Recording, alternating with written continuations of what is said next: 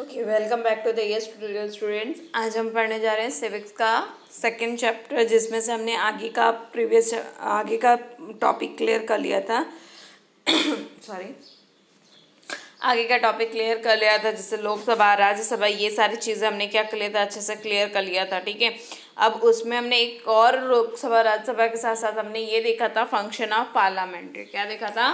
Function of parliamentary. तो parliamentary का काम क्या है, उसका फंक्शन क्या है, मेन फंक्शन क्या है, कैसे वो वर्क करता है, और राज्यसभा लोकसभा में क्या होते हैं, कितने मेंबर्स रहते हैं। राइट, तो अगर हमने देखा तो लोकसभा में कितने मेंबर्स रहते हैं, 552 मेंबर्स रहते हैं। ठीक है, लोकसभा में, और लोकसभा में लोग डायरेक्टली इलेक्टेड होते हैं। राइट, लोकसभा में लोग क्या होते हैं, डायरेक्टली इलेक्टेड होते हैं। और राज्यसभा में क्या होता है, डायरेक्टली नहीं, उसमें प्रेसिडेंशियल सिलेक्ट किए जाते हैं और एक्सपीरियंस होना चाहिए। और दूसरी बात 250 सिर्फ मेंबर्स होते हैं और उसमें सेलेक्टेड सीट रहते हैं। और लेकिन लोकसभा में कैसा होता है कि जो सीट है आपका, जैसे 552 स्टेट्स है, तो उसमें से 10 सीट्स कौन डिसाइड करता है? प्रेसिडेंट, जो शेड्यूल कास्ट के लोगों के लिए होता है। ठीक है, अभी यहाँ पे आपको देखना है कि फॉर्मुलेशन ऑफ लॉ क्या है। ठीक है, क्या देखना है? Formulation of law in order to, यहाँ पे क्या दिया देखो, see properly.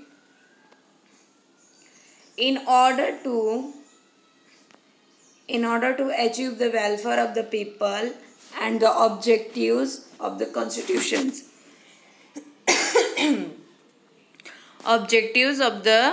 constitutions and the parliament has to be formulated new laws. parliament ने क्या बनाते थे? new laws बनाते। and also outdated, क्या दिया है देखो, and also outdated the laws and the repeal necessary change are made in a some law and the process of formulations of the law has been described in the constitutions. In the accordance to the procedure, the parliament fulfill this primary and important responsibility. वापस मैं repeat कर, तो मैंने separate करके आपको सुना है, अभी ध्यान से सुनना। ठीक है, क्या दिया है? Formulation of a law. तो इसमें क्या दिया है? In order to achieve welfare of the people and the objective of the constitution. किसी भी कॉन्स्टिट्यूशन पे, किसी भी संविधान पे अगर आपको कोई ऑब्जेक्शंस लेना है लोगों के हेल्प के लिए, लोगों की मदद के लिए, लोगों के सहायता के लिए, उनके हित के लिए, तो उसके लिए हमें क्या करना पड़ेगा?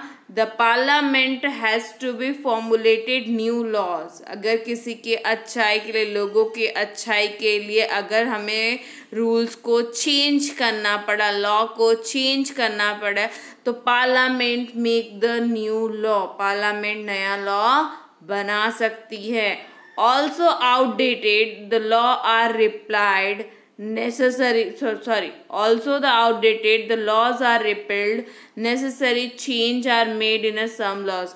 जैसे अभी जैसे कुछ लॉज हमारे जो हो जाते वो पुराने हो जाते, पुराने तौर तरीके से बना, तो उसको अपडेट करने के लिए, उसको रिप्लेस करने के लिए, चेंज करने के लिए सम टाइम ये सारी चीज़ें हमें क्या होती है, ज़रूरत होती है। ठीक है, the process of the formulations of law has been described in the constitutions, and in accordance to the procedure, the parliament fulfill his primary and important responsibility। क्या दिया देखो, नया लॉ तो बना सकते हैं, मेड सम लॉ, बट उसके साथ the process of the formulation of the law has been decided in the constitution. जो प्रोसेस, जिस तरीके से लॉ बनता है, वो कौन डिसाइड करेगा? संविधान डिसाइड करेगा, कॉन्स्टिट्यूशन डिसाइड करेगा।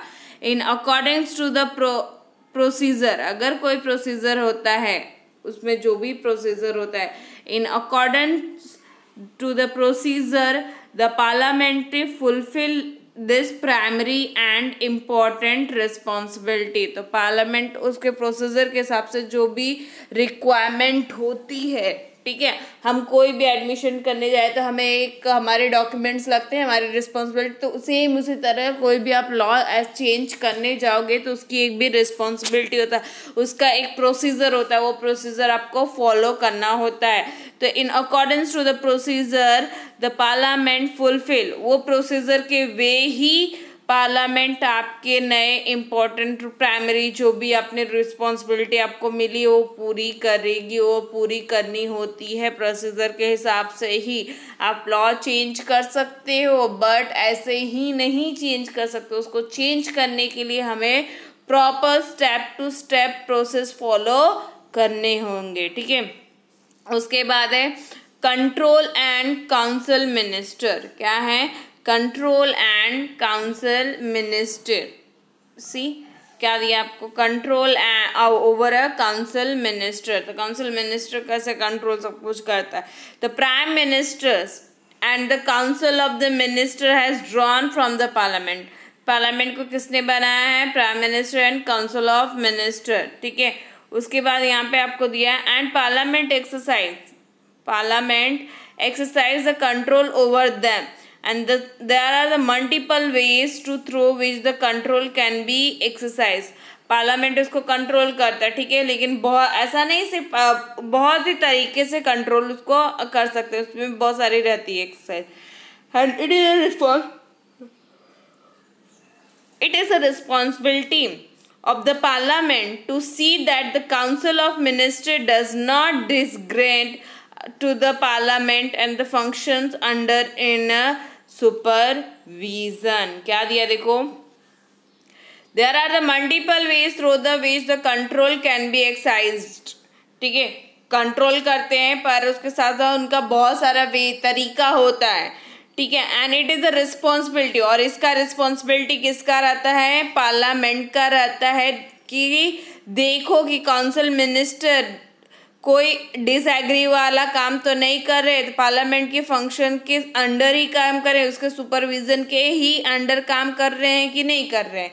जैसे हम बोलते हैं ना, अभी एग्जाम में कैसे, मैं आपको एग्जांपल देती हूँ। जैसे हम एग्जाम में रहते हैं, एग्जाम में हम टेस्ट देते हैं, तो जैसे टीचर या मैम बाहर जाते थे, हम एक दूसरे से फटाफट पूछने लगते थे, तो वो उस टाइम वो टीचर क्या करे? सुपरवाइज करे। किसको सुपरवाइज करे? हमें सुपरवाइज करे, क्योंकि उस टाइम हम क्या है? एग्जामिनर। हम क्या है? एग्जामिनर। तो सेम है, उस टाइम अगर हम पार्लियामेंट्री पॉलिटिक्स के हिसाब से देखें तो उस टाइम पार्लियामेंट्री का वर्क कौन कर रहा है? टीचर कर रही है। और उसमें जो लोग बैठे हैं, जो भी रूल्स चेंज करने वाले, उसमें लोग कौन है? हम स्टूडेंट। तो आई होप ये चीज़ आपको समझ में आई होगी। उसके बाद यहाँ पे आपको दिया है, देखो, अमेंडमेंट ऑफ द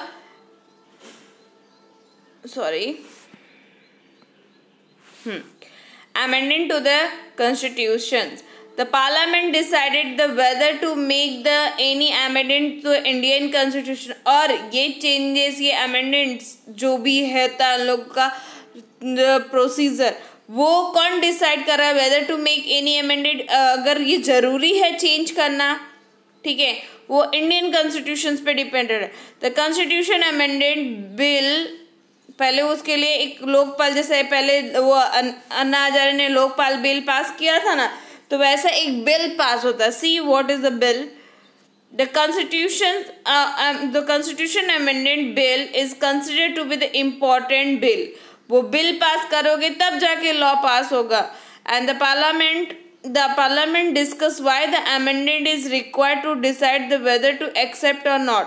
और अमेंडमेंट क्यों डिसाइड? सबकी अहमियत बोलते हैं ना, अहमियत या फिर सबकी पॉइंट ऑफ व्यू क्यों जरूरत है जब पार्लियामेंट डिसाइड करे इट और नॉट। पार्लियामेंट तो एक्सेप्ट कर सकती है ना, तब नहीं, ऐसा नहीं होता। सबको रिक्वायर, सबके डिसीजन रिक्वायर होते, सब डिसाइड करते हैं कि हाँ ये करना चाहिए, नहीं करना चाहिए। The constitution of mentions various ways of amending the constitutions. There are follows, यहाँ पे बहुत सारे कॉन्स्टिट्यूशंस के हैं। देखो, फर्स्ट का आपको क्या दिया? Few provision in the India constitutions are amended by the simple majority of the parliament. कुछ प्रोविजंस, कुछ रूल्स, कुछ उनका प्रोविजंस रहता है, वो प्रोविजन किसके अंदर रहता है? इंडियन कॉन्स्टिट्यूशंस के। कुछ प्रोविजन जो रहते हैं वो इंडियन कॉन्स्टिट्यूशंस के बीच में रहते हैं, जिसको सिंपल चेंज, ठीक है, अमेंडमेंट द्वारा सिंपल मेजोरिटी, जिसका मेजोरिटी ज्यादा रहेगा वो पार्लियामेंट एक्सेप्ट करेगी। सिंपल उनका एक फर्स्ट रूल है। सेकेंड रूल क्या? देखो, सम प्रोविजन क्या दिया है? Some provision require a special majority. कुछ रूल्स के लिए, उनके प्रोविजंस के लिए क्या चाहिए, एक स्पेशल मेजोरिटी चाहिए, मतलब ज़्यादा होना चाहिए। जैसे अभी 100 लोग हैं तो उसमें से 75% चाहिए, 2/3 तो यहाँ पे देखो 2/3 ऑफ द पार्लियामेंट्री, उसमें से 2/3 किसका है, पार्लियामेंट्री का। And few other provisions are amended by the special majority plus consent from the more that of the constitutions, half of the constitution state। और कुछ जो प्रोविजंस है वो किसके बेसिस, स्पेशल प्रोविजन जिसे बोलते हैं, स्पेशल मेजोरिटी बोलते हैं, वो किसके बेसिस पे रहते हैं, स्टेट वाइज रहते हैं। किसके वाइज रहते हैं, स्टेट वाइज रहते हैं, ठीक है। उसके बाद यहाँ पे आपको दिया स्पीकर ऑफ लोकसभा, क्या दिया है, speaker of Lok Sabha. Speaker of Lok Sabha से जानने से पहले एक देखो यहाँ पे क्या दिया है, हाँ समझ लेते हैं। स्पीकर ऑफ लोकसभा जाने के लिए it is a very important, अगर देखे तो it is a very first meeting after the elections of the Lok Sabha, the member of Lok Sabha elected। जब लोक सभा का इलेक्शन होता है तो सबसे पहले कौन डिसाइड होता है, स्पीकर। कौन डिसाइड होता है, स्पीकर कौन बनने वाला है। तो यहाँ पे आपको दिया देखो,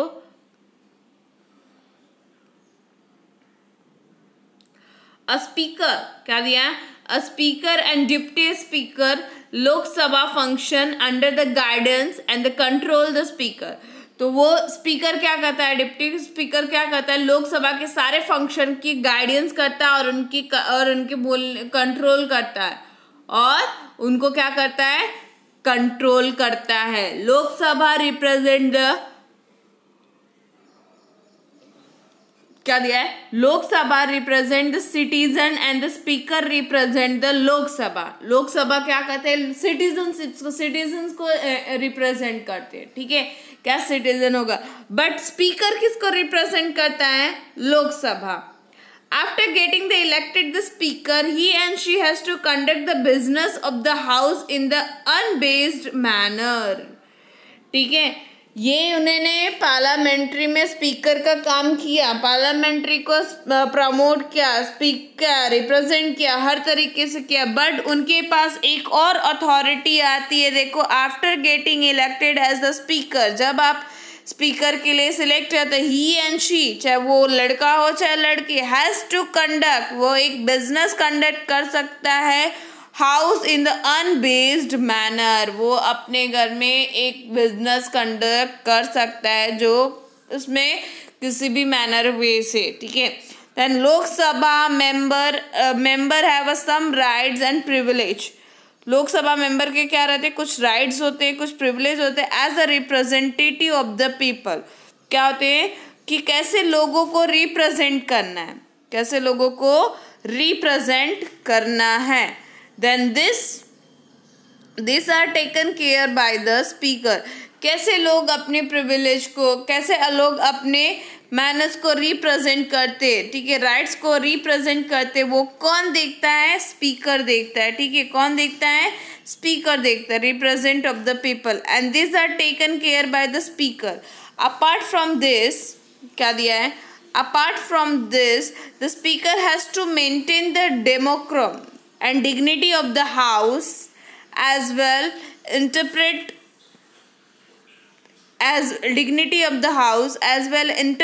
the rules of a daily functioning of the house and work according, ठीक है।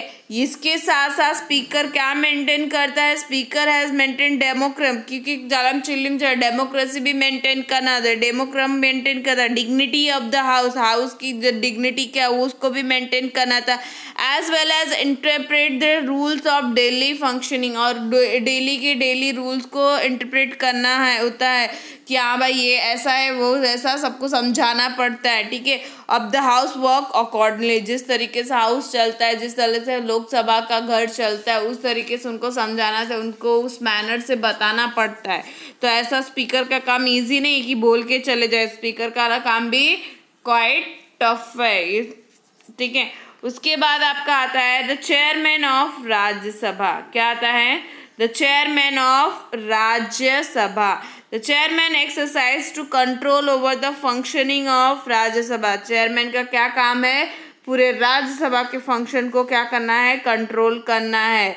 The vice president of is the x officio chairman. इसमें एक वाइस प्रेसिडेंट रहता है जिसको ex officio chairman of Rajya Sabha, वो किसका रहता है? वो एक्स ऑफिसो चेयरमैन, चेयरमैन का वो एक्स प्रेसिडेंट रहता है, सॉरी राज्यसभा का वो एक्स चेयरमैन रहता है। The functions of Rajya Sabha chairman also included to maintaining the discipline in the house. और चेयरमैन का काम है कि हाउस में, घर में डिसिप्लिन मेंटेन करके रखना है, प्रॉपर तरीके से रहना है। Facilitating and discussions, giving the members chance to speak etcetera. मतलब हर एक मेंबर को अपना पॉइंट ऑफ व्यू रखने के लिए चांस देना चाहिए। और ये सब मैनेजमेंट कौन करता है? वाइस प्रेसिडेंट ऑफ राज्यसभा, जिसको एक्स ऑफिसो का वाइस प्रेसिडेंट ऑफ राज्यसभा या फिर वाइस चेयरमैन, क्या बोल सकते हो? Vice chairman of Rajya Sabha. So इतना आपको क्लियर हो गया होगा। यहाँ पे एक चीज दिया, अंडरस्टैंड इट, क्या दिया देख लेते हैं। अंडरस्टैंड इट में क्या दिया आपको? बोथ हाउसेस, क्या दिया देखो, both houses Lok Sabha as well as Rajya Sabha have the same set rights. अगर देखिए दोनों हाउस के राइट्स क्या है? सेम है, but there are the certain rights that are enjoy by the Lok Sabha and not able to the Rajya Sabha. But कुछ ऐसे हक है जो हम लोकसभा में एंजॉय कर सकते, वो राज्यसभा में एंजॉय नहीं कर सकते। For example, bills are related to the taxes and related to the finance. Bills किसके रिलेटेड होता है? टैक्स के रिलेटेड होता है, फाइनेंस के रिलेटेड होता है। But bills related to the finance are the considered the money bills. अगर फाइनेंस के रिलेटेड रहता है तो उसको हम क्या बोलते हैं? मनी बिल्स कहते हैं। And such bills are introduce in the pass in the Lok Sabha. और मनी के रिलेटेड, फाइनेंशियल रिलेटेड जो भी बिल होते हैं हम उसको किस में पास करते हैं? लोकसभा में पास करते हैं। And Rajya Sabha has limited power to respect the money bill. और राज्यसभा के पास मनी बिल को एक्सेप्ट करने के लिए बहुत ही कम लिमिटेशन या पावर है, बोल सकते हो, ठीक है। उसके बाद है meanwhile Rajya Sabha has the certain rights which are not able to the Lok Sabha. और बट राज्यसभा के पास कुछ ऐसे राइट्स है जो लोकसभा के पास नहीं है। फॉर एग्जाम्पल, जैसे यहाँ पे एग्जाम्पल दिया है, if the Rajya Sabha feel that the matter of national interest, अगर राज्यसभा को ऐसा लगता है कि ये मैटर नेशनैलिटी होना चाहिए, then the parliament should make the laws on the subject in the state list and it can be passed the resolution of that effect। तो क्या करेगा लोकसभा क्या करेगा? उस रूल्स को, उस सब्जेक्ट को स्टेट लिस्ट में ऐड करके आगे पास आउट कर देगा, ठीक है। उसके बाद यहाँ पे हम पढ़ेंगे चेयरमैन ऑफ राज्यसभा, हम देख लिया। तो यहाँ पे एक क्वेश्चंस दिया आपको, देखो क्या दिया है questions. How does the parliament make the law? Parliament ने अपना लॉ कैसे बनाया? इन आवर कंट्री, क्या दिया है? In our country the parliament, in our country the parliament is empowered to make the law. Parliament के पास इतना पावर है कि वो अपना लॉ बना सकती है। To formulate them and certain system has been adopted, कुछ सिस्टम वो एडॉप्ट भी कर सकती है। This system is known as the law making process. जब वो सिस्टम को एडॉप्ट करती है तो उस प्रोसेस को हम क्या बोलते हैं? Law making process. A rough draft of the law is prepared initially, पहले वो एक रफली, जैसे हम पहले ना रफली कोई भी चीज़ बनाते तो वैसे भी पार्लियामेंट पहले एक रफली लॉ बनाती है। And this draft are outline is known as the draft proposal. जब वो रफली ड्राफ्ट बनाती है, जब वो बाहर आ जाता है तो उसको हम क्या बोलते हैं? Draft proposal of the law are the bill of law. Draft proposal of law या फिर बिल ऑफ लॉ बोल सकते हो। There are the two bills that are the primarily introduce in the house of the parliament, money bill and ordinary bill. सबसे ज़्यादा कौन से दो बिल पास होते हैं पार्लियामेंट्री में? Money bill and ordinary bill. In order to convert it, क्या दिया है, in order to convert it into a act the bill undergo the following process. तो बिल क्या जाता है, कुछ अंदर प्रोसेस में जाता है। पहले फर्स्ट रीडिंग क्या है, देखो first reading, the minister of the concern department and ministry of the member of the parliament present the bill and briefly explain. ठीक है, तो मिनिस्ट्री से कंसल्ट करेंगे, अपने डिपार्टमेंट से कंसल्ट करेंगे, तो मिनिस्ट्री ऑफ आर मेंबर, चाहे वो मिनिस्टर चाहे मेंबर ऑफ पार्लियामेंट, तो पार्लियामेंट में उसको बिल को क्या करेगा, प्रेजेंट करेगा और ब्रीफली एकदम प्रॉपर तरीके से क्या करेगा, एक्सप्लेन करेगा। एंड इस structure while presenting it and this is called the first reading. इस तरीके से वो अपने स्ट्रक्चर्स को पहले रिप्रेजेंट करेगा, एक्सप्लेन करेगा, सब लोग शांति से सुनेंगे। जब शांति सुनेंगे तो बाद में वो आगे अप्रूवल होगा। क्या, तो फर्स्ट है, फर्स्ट स्टेप क्या है देखना, मेक लॉ के लिए फर्स्ट स्टेप क्या है, रीडिंग। सेकेंड स्टेप क्या है, सेकेंड रीडिंग। क्या है, second reading. There are the two stage, there are the two stage of the second reading. In the first stage, the objective of the proposal of bill, propose the bill are discussed and the member in the house and express their opinion on it. पहले क्या है, first reading में क्या है, जो भी bill है वो आपको प्रपोज करना है, इन द सेंस आपको प्रेजेंट करना है और उनके पॉइंट ऑफ व्यू और ओपिनियन जानने हैं, मेंबर्स के पॉइंट ऑफ व्यू और ओपिनियन जानने हैं। The supporters the bill give the favorable opinion while the opponent discuss the defect and fault in the bill. जो सपोर्ट करेंगे वो उनके लिए बिल के लिए अच्छी बात करेंगे, जो सपोर्ट नहीं करेंगे वो क्या करेंगे, उसमें कमियां निकालने लगेंगे, उसमें फॉल्ट निकालने लगेंगे। After the discussions with in the house, और ये सारे घर में ही होता है, घर में इन द सेंस लोकसभा में होता है। As per the requirement, the bill sent to be commit of the house. तो इस तरीके से एक रिक्वायरमेंट है जिससे बिल उसको कमिट करती है। And the commit report consisting the instruction of recommendations, तो उनके रिक्वायरमेंट के हिसाब से बिल सेंड किया जाता है, फिर उसको क्या कर देते हैं, रिपोर्ट कर देते हैं, इंस्ट्रक्शंस कर देते हैं, रिकमेंड कर देते हैं, the send to the house under the make the bill flawless. इस तरीके से वो क्या करते हैं, मेक बिल बनाते हैं, फिर उसको हाउस में भेज देते हैं। ठीक है, आगे के हाउस में भेज देते हैं जिससे बिल का क्या आगे का प्रोसीजर और अच्छा फ्लॉलेस बन जाए।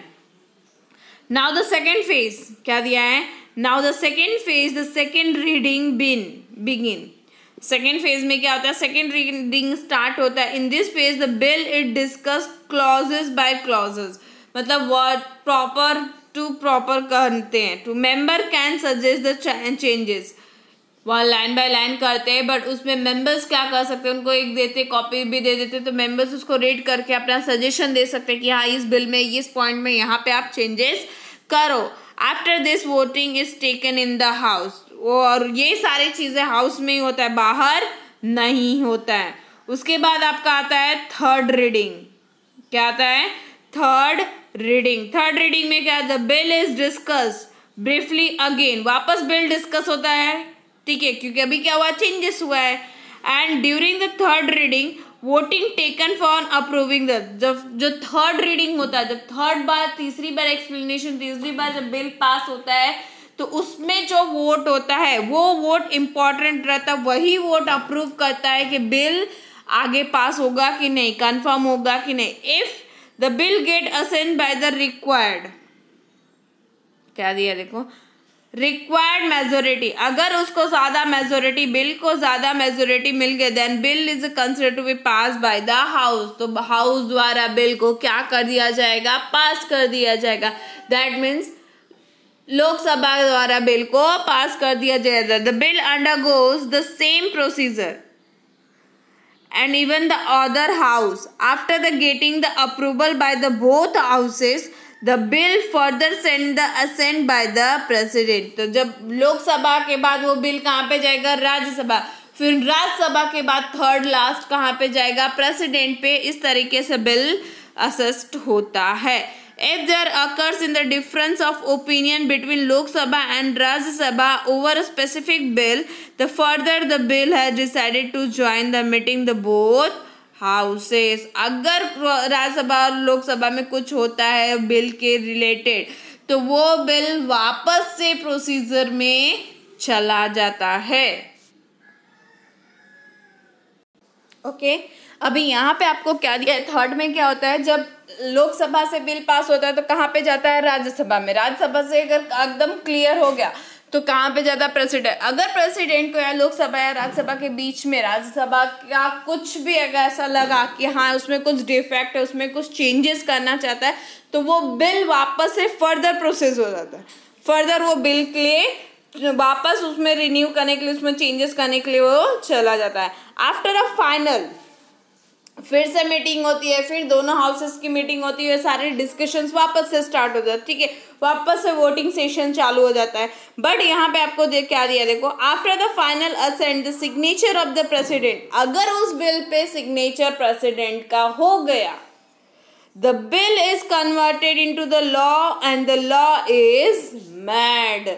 उसके बाद क्या हो जाता है, अगर प्रेसिडेंट का सिग्नेचर उस पे हो गया तो वो बिल फाइनल हो जाता है, वो लॉ बन जाता है और वो लॉ फिर एप्लीकेबल हो जाता है। कहाँ पे एप्लीकेबल है, अगर इंडिया में बना, इंडियन कॉन्स्टिट्यूशन में बना, ऑफकोर्स हम इंडियन कॉन्स्टिट्यूशन पढ़ रहे हैं, तो वो इंडिया में वो लॉ एप्लीकेबल हो जाता है।